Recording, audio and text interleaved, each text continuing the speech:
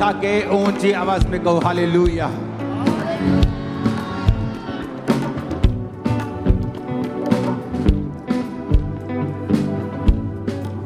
अपने हाथों को उठाओ अपने देश के लिए। सबसे पहले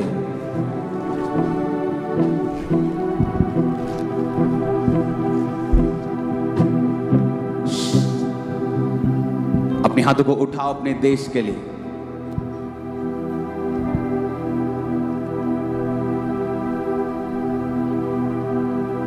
उसने कहा तुम जगत की ज्योति हो।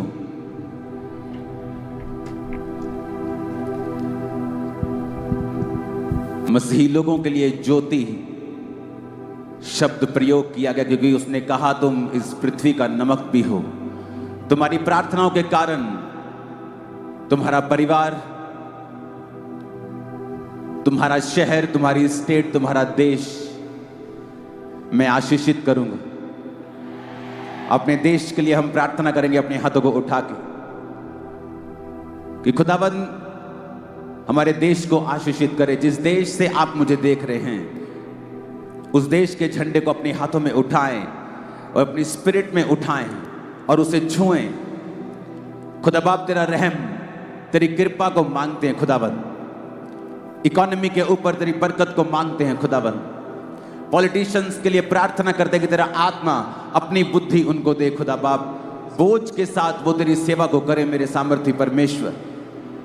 अपने हाथों को उठाएंगे, झारखंड के लिए प्रार्थना करेंगे। सर्वशक्तिमान परमेश्वर यहां की इकोनॉमी को ब्लेस करे, लोगों को ब्लेस करे।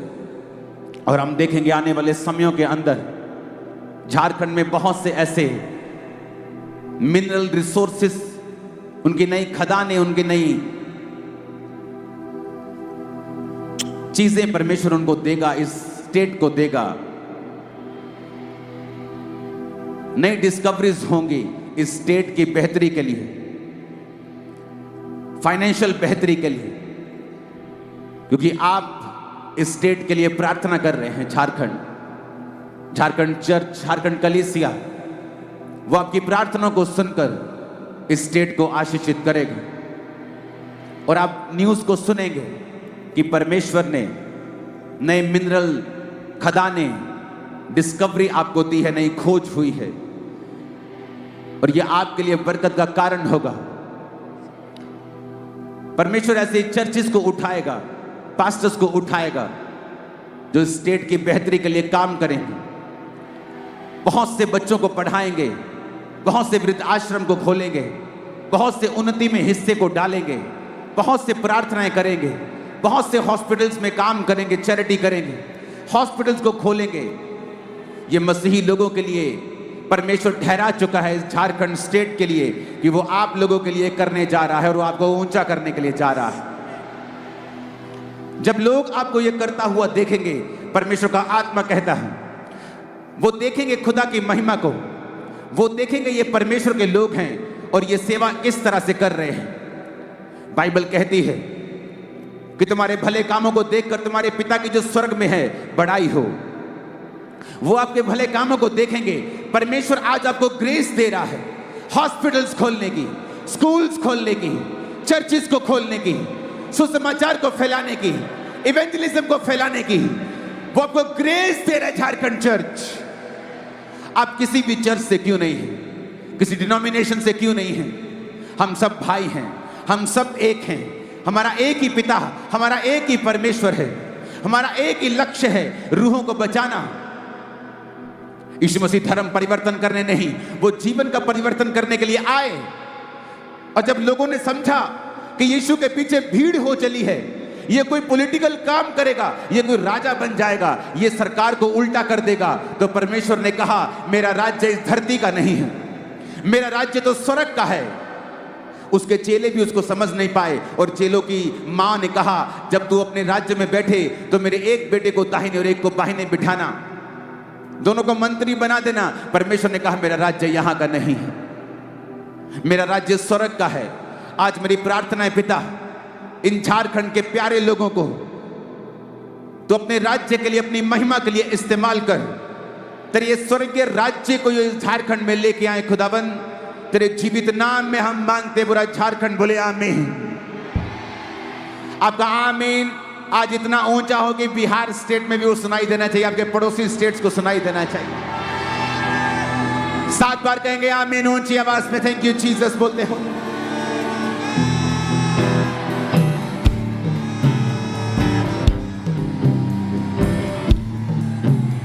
Thank you Jesus. ऊंची आवाज में कहेंगे थैंक यू जीसस। आज मेरी प्रार्थना है आप लोगों के लिए, यूथ के लिए, यूथ के लिए, यूथ के लिए आप बेस्ट कैरियर चुनेंगे, वही जो खुदा की ओर से होगा। मेरी प्रार्थना है आज आप लोगों के लिए, आप इस सरकार में काम करेंगे, आप इस देश की, इस स्टेट की तरक्की के लिए काम करेंगे और परमेश्वर का आत्मा आपको ऊंची पदवियों के साथ ब्लेस करने के लिए जा रहा है।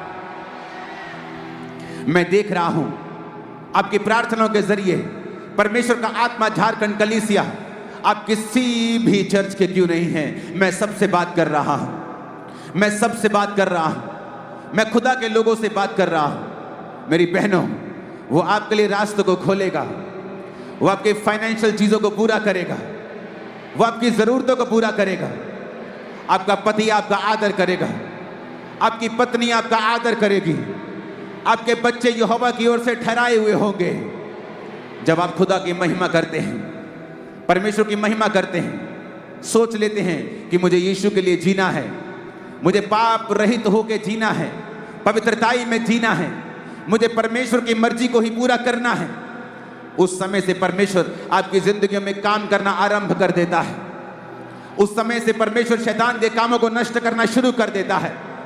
आज से यीशु मसीह के नाम में आज रात शैतान के सारे काम आपकी जिंदगियों, परिवारों, फाइनेंस और कैरियर पर से आज रात जल के नाश हो जाएं प्रभु यीशु मसीह के सामर्थी नाम में। शैतान आपकी जिंदगियों से शर्मिंदा रहे, परमेश्वर आपकी लाइफ में बड़े काम करे। आमीन। ऊंचा ये आशीष हमारी है चर्च। अपने हाथों को उठाकर अपने स्वर्ग के पिता का धन्यवाद करें कि उसकी हजूरी, उसकी उपस्थिति आज हमारे बीच में है। हम प्रार्थना करते हैं मेरे सामर्थी परमेश्वर, इस स्टेट के लिए फिर से, हमारे सीएम साहब के लिए खुदाबंद, उनके परिवार के लिए, उनकी सेहत के लिए तेरी बुद्धि का आत्मा, तेरी आशीष का आत्मा उन पर हो, उनकी सेहत के ऊपर हो, उनके परिवार के ऊपर हो, तेरी सुरक्षा उनके संग रहे। कोई भी अंधकार की शक्ति किसी भी तरह का कोई कार्य न कर सके। प्रभु यीशु मसीह के सामर्थी नाम में हम मांगते हैं। आमीन। ऊंचा ये आशीष हमारी है चर्च।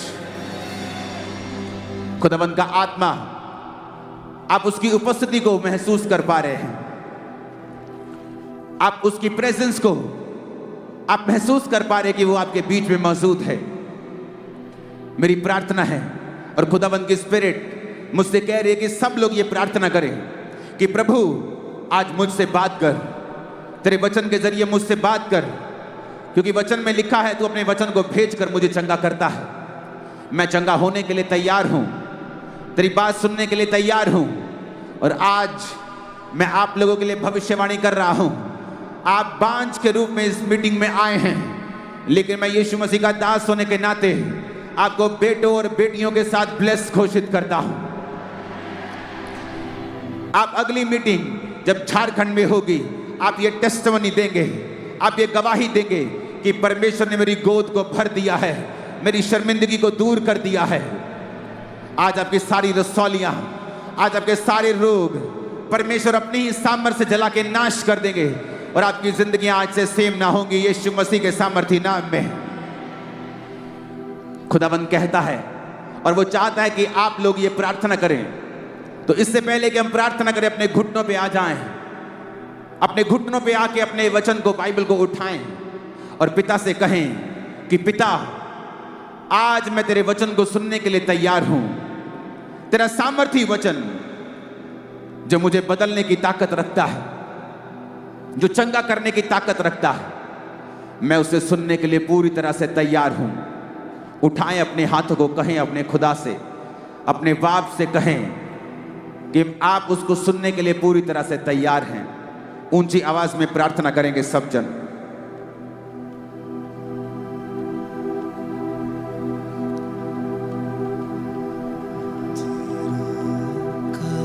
यस, तुमने पकड़ लिया स्पिरिट में।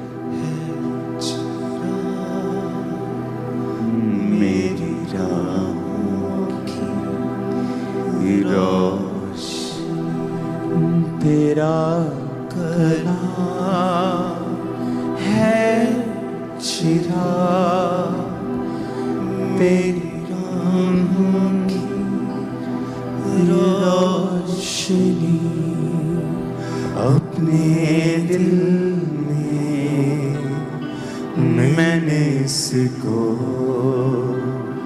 छुपा के रखा है, अपने दिल में मैंने इसको छुपा के रखा है। अपने हाथों को उठा के ऊंची आवाज में खुदा को पुकारेंगे। उसने कहा है तू मुझे पुकार, मैं तुझे उत्तर दूंगा, मैं खुद तुझे उत्तर दूंगा। खुदा को पुकारे और कहें परमेश्वर आज मुझे उत्तर देना और वचन के जरिए मुझसे बात करना। उठाओ अपने हाथों को प्रार्थना में ऊंची आवाज में। कितनी अच्छी अक्ल की बातें वो मुझे शहद से भी मीठी है, कितनी अच्छी है अक्ल की बातें वो मुझे शहद से भी मीठी है, झूठी राहों से है नफरत, मिल गई राह मुझे सही, झूठी राहों से है नफरत, मिल गई राह मुझे सही। उठा अपने हाथों को। खुदा बाप वचन को, समय को, पवित्र आत्मा हम तेरे हाथों में सौंपते हैं। आज तेरी आग लगे खुदाबंद और शैतान के कामों का नाश हो जाए। यीशु मसीह के नाम में हम मांगते हैं, आमीन। जितना ऊंचा है आशीष उतनी बड़ी है चर्च। आज मेरा विश्वास है कि जब परमेश्वर का वचन आपके हृदयों में जाएगा, शैतान के काम आज नाश होंगे और परमेश्वर का आत्मा आज आपको नई ऊंचाइयों के साथ खड़ा करेगा। मत्ती की पुस्तक उसका 8 बाब उसकी 28 आयत में लिखा है, अपने पड़ोसी को बोलो ध्यान से सुन। फिर से बोलो अपने पड़ोसी को ध्यान से सुन।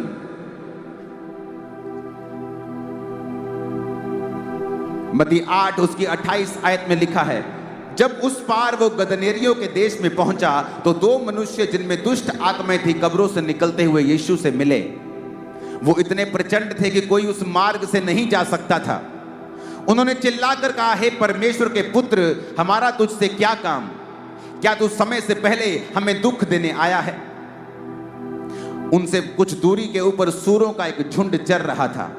दुष्ट आत्माओं ने उससे ये कहकर विनती की, यदि तू हमें निकालता है तो सूरों के झुंड में हमें भेज दे।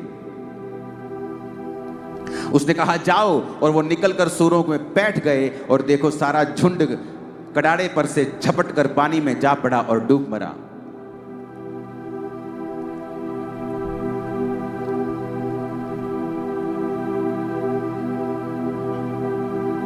यहां पर एक एग्जाम्पल है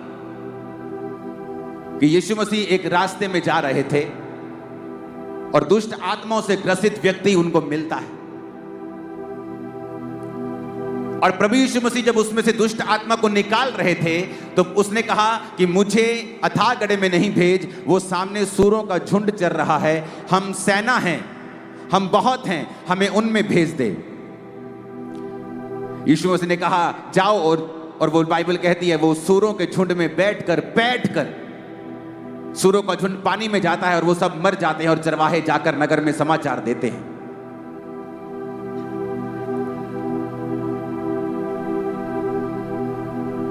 उस शैतान ने परमेश्वर की बात को क्यों नहीं सुना?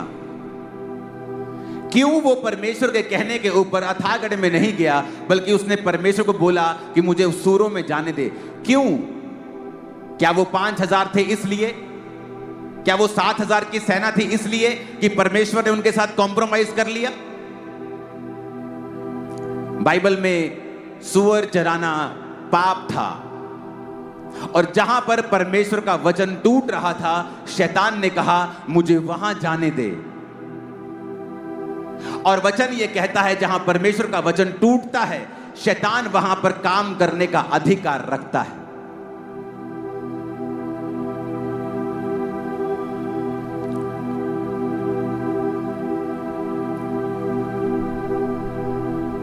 और इसीलिए बाइबल कहती है कि जब वो लोग चेले और परमेश्वर वहां से जा रहे थे तो शैतान आकर प्रचंड रूप में दुष्ट आत्मा जीसस से बात करती है, और यीशु कहते हैं निकल जाओ। वो कहते नहीं, हमें सामने सूरों के झुंड में भेज दे, क्योंकि वचन के मुताबिक शैतान आपके ऊपर अधिकार नहीं रख सकता। इसी मत्ती 8 के आगे अगर आप 9 में पढ़ेंगे तो वचन कहता है एक गूंगा जब परमेश्वर के पास लाया गया तो वचन कहता है कि प्रभु यीशु मसीह ने उस गूंगे को बोला ए गूंगी आत्मा इसमें से निकल जा। तो लिखा उस गूंगे में से जब दुष्ट आत्मा निकली वो गूंगा बोलने लगा। अब मेडिकली पता नहीं उसको क्या था, वो गूंगा था, गला खराब था कि ब्रेन में प्रॉब्लम थी कि क्या था, लेकिन बाइबल बताती है कि उस गूंगेपन के पीछे एक दुष्ट आत्मा थी। वचन कहता है कि एक कुबड़ी औरत जब परमेश्वर के सामने आई और परमेश्वर ने उसको चंगा किया तो परमेश्वर ने अपने लोगों से कहा और अपने विरोधियों से कहा कि क्या ये औरत जो 18 साल से शैतान के बंधन में पड़ी थी और ये अब्राहम की बेटी थी, इसका मतलब चाहे आप मसीह में हैं, चाहे आप क्रिश्चियन हैं, अगर आप वचन को नहीं समझते हैं तो शैतान आपकी लाइफ के ऊपर अटैक करता है। क्योंकि यूहन्ना के सुसमाचार में लिखा है कि शैतान चुराने के लिए, घात करने के लिए और नष्ट करने के लिए आया है। आपका पैसा, आपकी सेहत, हालेलुया। यूहन्ना 10 उसकी 10 में लिखा है चोर किसी और काम के लिए नहीं परंतु चोरी करने, घात करने और नष्ट करने को आता है। मैं इसलिए आया कि वो जीवन पाएं और बहुतायत का जीवन पाएं। परमेश्वर कहता है जब शैतान आता है वो चोरी करता है, तुम्हारे फाइनेंस की चोरी, तुम्हारे पैसों की, तुम्हारी सेहत की, तुम्हारे पारिवारिक जीवन की, तुम्हारी शांति की। उसका काम है चोरी करना, उसका काम है घात करना, नष्ट करना, तुम्हारे प्रोजेक्ट्स को, तुम्हारे कामों को, तुम्हारे कैरियर को, तुम्हारी चीजों को, उसका काम है नष्ट करना। वो नष्ट करने का उसको बड़ा शौक है, उसे नाश करने का शौक है, उसे चुराने का शौक है। और वचन ये कहता है कि परमेश्वर ने एक विश्वासी को अधिकार दिया है शैतान के ऊपर। लेकिन आज जब शैतान आपकी लाइफ में काम करता है उसका कारण यह है कि हम परमेश्वर के वचन को कहीं ना कहीं तोड़ रहे हैं। जहां वचन टूटता है शैतान के पास लीगल राइट है आपकी लाइफ में काम करने का। चाहे आप क्रिश्चियन हैं, चाहे आप मसीह हैं, चर्च जाते हैं, अगर आप वचन को तोड़ रहे हैं तो शैतान के पास अधिकार है आपकी लाइफ में घुसने का। उसने यीशु मसीह ने नहीं कहा नहीं तू सूरों में नहीं जा सकता। शैतान के कहने का मतलब था जहां पे वचन ब्रेक हो रहा है मुझे वहां जाने दे, और परमेश्वर ने भी उसे जाने से रोका नहीं। आज बहुत सारे विश्वासी बीमारियों से जूझते हैं, तंगी से जूझते हैं, डिमोनिक अटैक्स, शैतान के अटैक से जूझते हैं, और वो कभी ये जानने की कोशिश नहीं करते वचन में से कि ऐसा हमारी जिंदगी में क्यों हो रहा है। कईयों का तो परमेश्वर एक नहीं है, वो हर जगह जाते हैं, हर जगह वो नाम के मसीही हैं। फिर वो सोचते हैं कि शैतान उन पे अटैक क्यों कर रहा है, बीमारी उन पे अटैक क्यों कर रही है, क्योंकि बाइबल कहती है तू अपने पिता अपने परमेश्वर के सामने झुक और उसी की उपासना कर। वहां पे शैतान को परमेश्वर ने रोका नहीं, परमेश्वर ने कहा जा जहां तू जाना चाहता है। और बाइबल कहती है सूरों के झुंड में वो गया और उसने उन सबको मार दिया। कैसे शैतान आपकी लाइफ में काम करता है, क्योंकि उसके पास अथॉरिटी नहीं है आपकी लाइफ में काम करने की। इसलिए वचन कहता है वो टेम्पटेशन के साथ, परीक्षा के साथ आपकी लाइफ में आता है। उसे पता है आपकी लाइफ में किस चीज की कमी है। यीशु जब रोजे रख चुके तो शैतान आया और कहा अगर तू परमेश्वर का पुत्र है तो इन पत्थरों को बोल ये रोटियां बन जाएं। शैतान को मालूम था अब यीशु को इस समय गाड़ियां नहीं चाहिए, रथ नहीं चाहिए, पैसे से मैं भरमा नहीं सकता हूं, इसकी सबसे बड़ी जरूरत है इस समय रोटी। तो रोटी से भरमाता और कहा अगर तू प्रभु का पुत्र है। शैतान जानता है आपकी कमजोरी क्या है।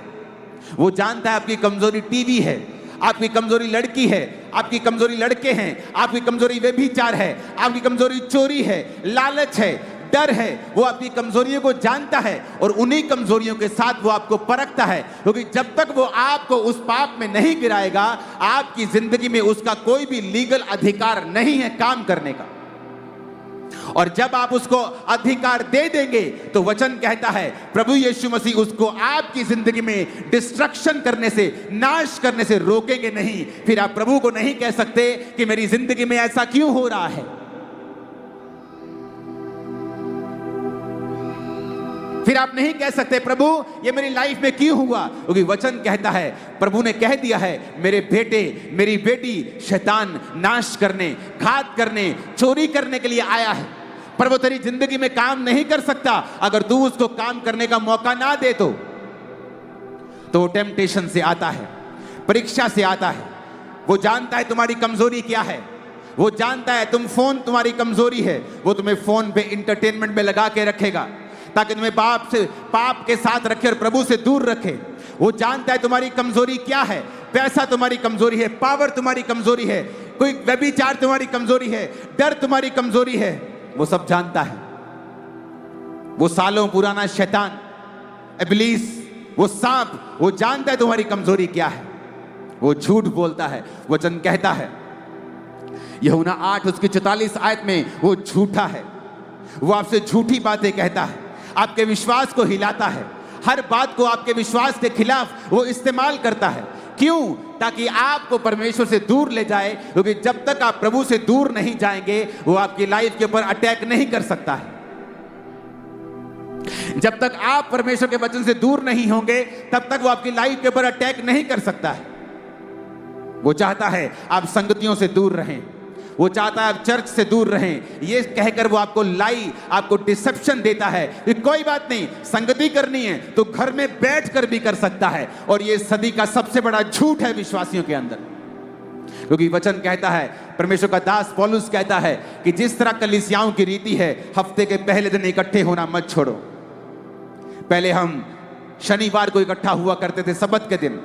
यीशु मसीह के जन्म के बाद फिर संडे को लोग इकट्ठा होने लगे।